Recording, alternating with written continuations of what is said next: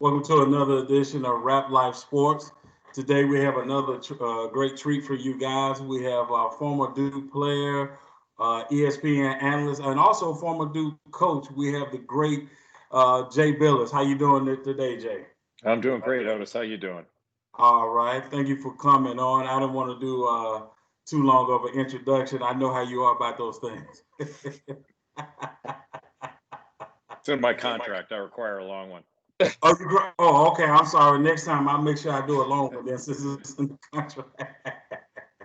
As you can see by my background, I'm a big Duke fan. I even got Duke T-shirt on as well. So my counterpart here, he's being nice today. He's a North Carolina fan. On the contrary, yeah, I'm a Tar Heel Nation, but it's all love. I just want sports back at this point. I don't matter who's playing.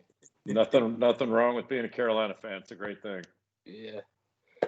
You got the first question. You want to go ahead, Sahara? Yeah. Since we are talking about college, let's start with there. How do you feel about college players being paid, and also if you think they should be paid? Should everybody be paid equally, or should it kind of depend on the star quarterback should be paid as the cross player? So. Well, that's a good question. I basically look at it as no person other than an athlete is told what they can earn or accept while they're in school. So no other student, no matter what their talent is, whether they're a musician or an actor or a writer, journalist, whatever, are told that they can't make money while they're in school. Just an athlete. And I don't think that's right, especially in a multi-billion-dollar business. So my belief is that the athletes should have full economic rights to earn or accept whatever they can in the marketplace from anyone. And to me, there needs to be a good reason to restrict someone from making money.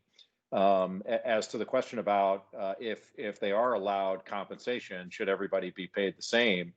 I would ask the question of in what endeavor is everyone paid the same? They really don't. The NCAA doesn't even allow everyone to get a scholarship. Some sports, actually most sports, have scholarship restrictions. So most of the players in non-revenue sports don't even get scholarships. They're paying their own way. And whether it's baseball allows 12 scholarships or lacrosse 12 scholarships, whatever it is, wrestling 4. It's really kind of ludicrous when you think about it. But I think we're moving toward the athletes getting more than they're getting. But, the NCAA basically starts at zero and says, all right, you get nothing, and then we'll allow you this, maybe this. And I think they should be allowed everything. And if you have a reasonable restriction, then maybe we can talk about it. But I think the way this is being done is unfair and wrong. Right. And, it's funny, the NCAA talks about fairness all the time, like everybody plays the same amount of minutes. And they tell Zion Williamson, well, listen, you can only start half the games because the walk-ons need to start some games in order to be fair. Right. They don't do that. And they don't pay all the coaches the same or all the administrators the same. It's a free market system. And the free market works pretty well for everyone else. I don't see why it wouldn't work for athletes. Yeah, great answer. I like that. With that question that Sahara asked, well, I want to kind of still stay with that same thing. Do you believe if the players are, being compensated or, like in California, they've already given them where they can earn their likeness, do you believe it will cut down on some of the quote unquote rule breakings that the NCAA has in place? As far as, like making money for agents and stuff like that. Yeah, if they change the rules and allow the athletes to earn or accept whatever they can in the marketplace, like you never hear coaches, taking money from agents. They have agents. They're allowed to do that. And but when you have everything above board, agents don't pay players. In the NBA, in the NBA players pay their agents. Correct. So we don't need to worry about that stuff. The NCAA rules actually cause an underground market and force everything out of sight. And look, I think everybody knows this if they really think about it, but players have been taking money forever. Right. I don't think there's been a championship won where every player was strictly eligible. It's not really, no banner's been put up where all the players were eligible. Right. And by strictly by NCAA rules, it'd be like asking somebody, have you ever driven over the speed limit? And the answer is, of course they have. You can't drive without driving over the speed limit. Of course you have. But we have these ridiculous rules within the NCAA structure, and we expect that the players are going to live by it. I mean, another analogy, like how many people have had a drink before they were 21? Anyone? Of course they have. And yeah, me too. And you know, the NCAA is pretending like that kind of thing doesn't happen. Right. And of course it does. You know, it's been going on since the NCAA first started in 1906, and it's going on now. And if they think it's not happening in football, they're fooling themselves. It's happening big time in football. Yeah. Maybe even more in football. It's just, you know, it's a lot more players from my experience. Staying with college, how do you feel with the era? Like, I feel like we're in a one and done era. When I grew up, it was more of a, you know, stay 2 and 3 years. Do you feel this era is better for basketball, or do you know, kind of when players stayed in school at least 2 years, was that a better era for just basketball in general, college and NBA? Well, yeah, it's just different. I mean, you know, I'm older than you guys. When I grew up, everybody stayed 4 years. There just wasn't enough money in the NBA for players to leave early. So, you know, Michael Jordan was my era. He left after his junior year, and everybody, oh my God, Michael Jordan's leaving early. You know, he never would have made his junior year now. And you wouldn't see guys staying as long because there's just too much money in the game to stay in college. You know, it's really funny. For some reason, we focus on basketball players, and I'm not saying you guys, but people make value judgments on a basketball player that leaves early. But, you know, Tiger Woods only stayed in school for 1 year, and Jordan Spieth only stayed for 1 year. John McEnroe stayed for 1 year. You know, you have players leaving early all the time in other sports, but nobody seems to care. But it's just because basketball is a more visible sport and makes the schools more money that it's ubiquitous on television all the time. So, you know, you have people that are making, you know, outside the system that kind of make value judgments about it. And there's nothing wrong with the player leaving early. I mean, I think it's better for players, for any young person to be in college, even if it's only for a year, because they establish a relationship with a university. They're more likely to come back and finish. A lot of these guys come back and finish, not all of them, but a lot of them do. And I don't think it's a negative. Like, look, Kevin Love was at UCLA for a year, and Carmelo Anthony was at Syracuse for a year. Those guys, Kevin Durant, Texas for a year. Those guys have given enormous amounts of money to their schools, and they're still really involved. And, you know, Kevin Love just got into the UCLA Hall of Fame. He played there a year and got into the Hall of Fame. I mean, that's how important these players are. And so, to me, if a player enrolls in school, they want to be there. They wouldn't enroll otherwise. And that's all you need to do to be a student is enroll. And so all this stuff about questioning whether they're real students or not, to me is, you know, there are undertones about that I don't care for, and I really don't like. With your class, you know, when you came in and Johnny Dawkins, and then a year later, you know, Amaker came in, and you guys set the foundation for the Duke brand. After your class and what you've seen that's come behind it, how hard is it to play at Duke? You know, with that bullseye on those players' back. You know, as they're coming in, whether you're a freshman or not, nobody cares. It's just the fact you wearing that Duke, you know, jersey. Yeah, I guess there is some added responsibility and added pressure when the program has won so much, and you give the credit to Coach K there for the continuity in the last 40 years. With all he's accomplished there. But, you know, I think everybody knows what they're getting into when they go there, and that's why they go. You know, most of the guys that wind up going there are big time competitors. So I don't think it's better than the alternative. It's better than not being expected to win and nobody caring. So I think the players would rather have that sort of pressure and notoriety and you know, to have that kind of following. You know, you have to, but it's not just Duke. There are a bunch of places like that. But, you know, you have to kind of take a little bit of bad with the good, and but the good overwhelms the bad, I think. But actually, you know, being a part and, you know, playing in the Carolina Duke rivalry, do you think it's the best rivalry in sports across the board? Do you think that's the best rivalry in sports? I do. Yeah, I think it's the best in sports, period. I mean, you could compare maybe the Red Sox Yankees or Lakers Celtics or something like that. But I think when you factor in the number of years that rivalry has been at the top of the list as far as must see, and it goes way beyond, like, look, every rivalry is important to the participants, but this one goes way beyond that. Like, Sure. it seems like everybody's interested in the Duke Carolina game every year, however many times they play. And a couple of years ago, they played 3 times. All of them were hellacious games and the highest rated games of the year.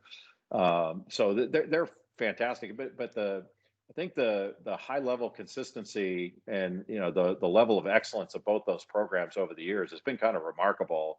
And then I can't remember what the numbers are. Maybe the last 50 times they played or whatever it is, they've been tied in wins and then tied in the number, or maybe it's the last 100 games, tied in wins, and they've scored almost the exact amount of points.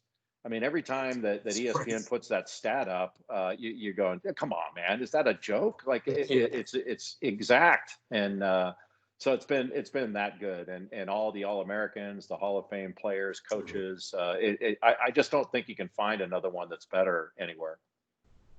Well, we both agree with you on that. I can tell you that. If you can, now only if you can now, which Duke team do you consider the best Duke team? Yeah, that's a tough one. I'd say probably the '92 team that had Leitner, Hurley, Grant Hill, that whole crew. They were awfully good. And then I would say 2001 was incredibly good with Jay Williams and Mike Dunleavy and Battier and Boozer and those guys. They won the title that year over Arizona. Wow. And then even though they lost in the final, the '99 team was spectacularly good. They lost to UConn in Tampa, if I remember right. And they had Elton Brand and Trajan Langdon and that whole team. I mean, it was a ridiculously talented team. They won 37 games that year and were favored in the title. They just got clipped by a really good UConn team. All right. Next question for you. What's your take and how do you see sports just moving forward? With I call everything the new norm. We're going to have new norms, whether it's wearing masks and things of that nature. How do you see just sports moving forward with the time being? Yeah, Sahara, it doesn't look really good right now with how everything's trending across the country and the numbers of cases and hospitalizations going up, and the trend lines don't look promising for the start of football. I think we're going to learn a lot from the NBA and Major League Baseball and how that goes. But the one thing that troubles me more than anything is, look, I'll listen to people talk about whether young people are less susceptible to this, all that stuff. I mean, I prefer to listen to the experts. I think everybody should. Sure. But we haven't had a national conversation yet about what risk is acceptable and what the metrics need to be for play. Like how many cases are too many, and what if, are we prepared for players to be hospitalized, and what if a player goes on a respirator, or God forbid you have a really negative outcome with a player? What do we do? And if we decide to play football, if we try to do that, and they need to because of the money, if they try to do that, what if you have a quarterback test positive on a Thursday before a Saturday game, and they've been in the quarterback room with all the other quarterbacks? Do you have to quarantine everybody and cancel the game or postpone the game? We just don't know all those answers yet. And it seems like we're trying to do all this by a calendar, by saying, okay, well, we're supposed to start on Labor Day weekend, and so we got to have the players back on campus for voluntary work. There's no such thing as a voluntary workout. Coach says workout. It's mandatory. But so they're talking about, hey, these are students like any other student. Well, they're the only students on campus now. And so a lot of these conferences have said, okay, conference only play, and a number of conferences, or the bigger conferences, some of the smaller conferences, we're not playing at all in the fall. Right.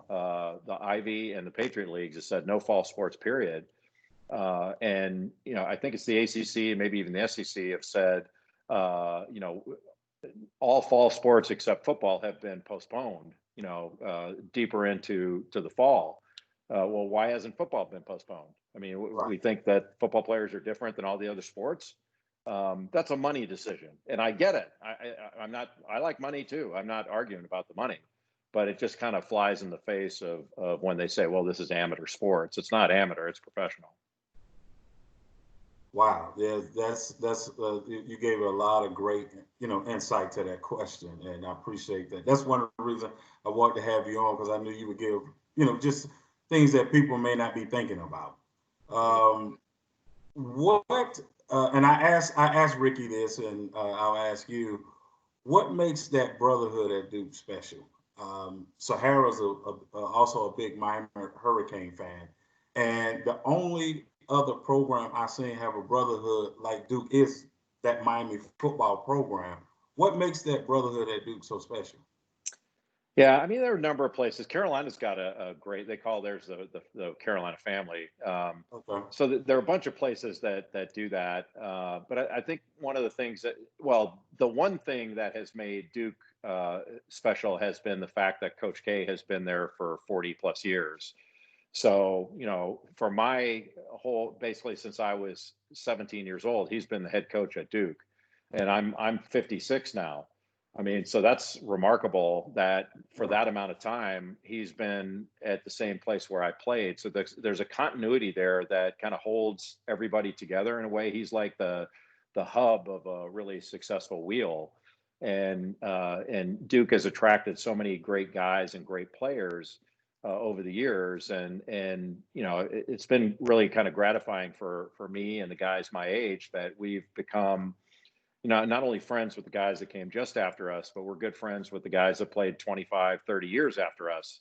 And that's a little bit unusual, but I don't think you'd see that even at Duke if you had a revolving door of coaches. Like if Coach K left for the Lakers in the 90s or something, which he could have done, or left in the mid 2000s, whatever it was, when the Lakers came after him again.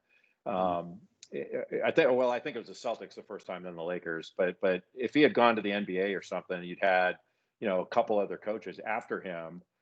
There's no telling. I don't think everybody'd be quite as connected or quite as close, or at least I think it'd be really difficult to have that happen. So with him being there, that's really been the difference, I think.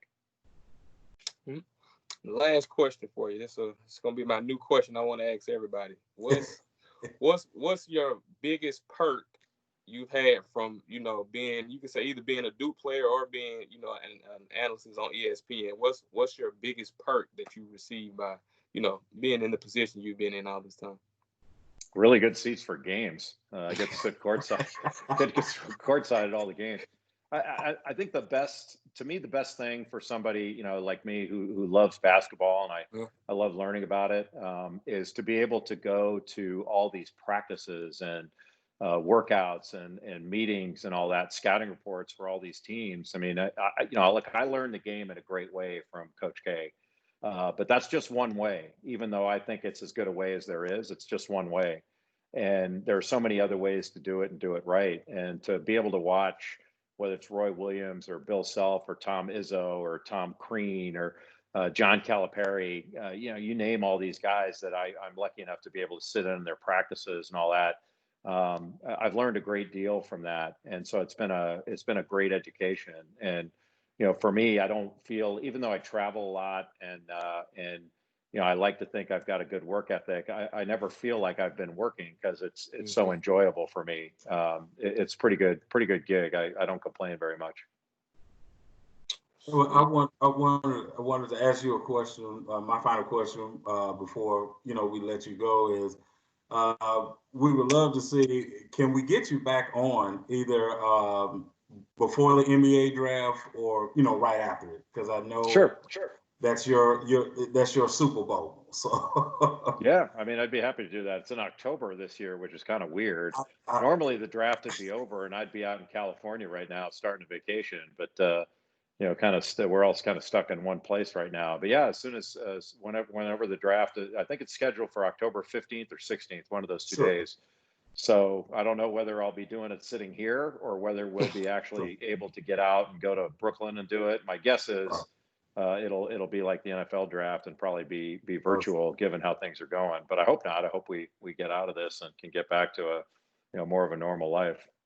Yeah. All right. Well, we'll check with you and your schedule and see if we can get you on just before the draft or after and get your take on the, the players that were going to be drafted, or if it's after the draft, Sounds good. I'm in. All right. And again, thank you for your time, allowing us to, be a part of our show and the platform. Just want to say thank you, and I'm a big fan. Even though you're Duke, I'm still one of your biggest fans, and this guy right there. We've had plenty of arguments about Duke and Carolina, so I want to say he's the biggest Duke fan. He's a Cameron crazy, even though he might be not look like him. He's definitely a Cameron crazy. Well, you guys can all argue all you want about Duke, Carolina. Nobody ever wins that argument. It's been argued a long time, and there's still not a winner.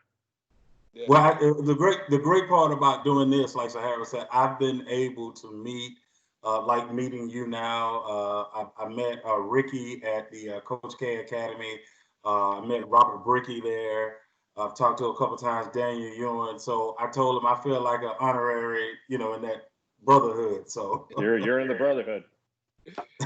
That's got to pay your dues now, though. You're going to get the annual dues bill pretty soon. The dues are high. Oh, okay. That's all right. As long as I'm in, we'll figure it out. Yeah, all right, man.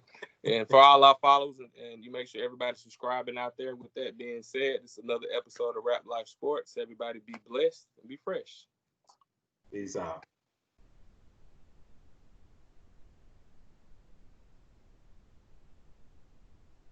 Thank you, guys.